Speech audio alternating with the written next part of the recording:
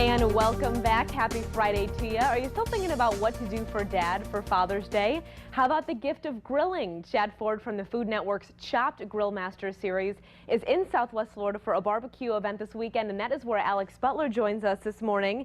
Alex, what you got going on this morning, girl?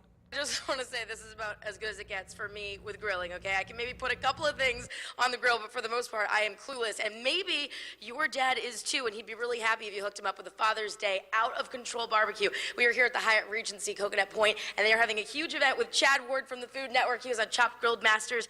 And so if you could, I know that there's a lot of stuff that goes into that intenseness of being on the Food Network. We've got video of you on that. So tell us kind of what it was like being on that show. It was absolutely exhilarating.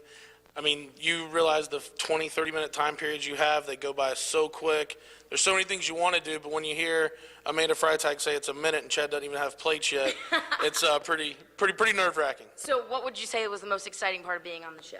Just being selected out of it. I mean, not having done this professionally my whole life, just doing it for the last 3 or 4 years, to be selected out of thousands of candidates to participate based on our competition accolades was the most amazing part. All right, so back out here live, we actually have a huge event that you're doing this weekend. This is your dad here, Eddie, Yes. who's with us this morning. All right, so Chad Ward, your dad obviously has seen you go through the stages of being a kid to being an adult to bringing in the home bacon. So tell us what the things are that are the major tips. This is skirt steak, right? Yes, this is skirt steak. It's one of the 5 proteins we're going to talk about this weekend at the class.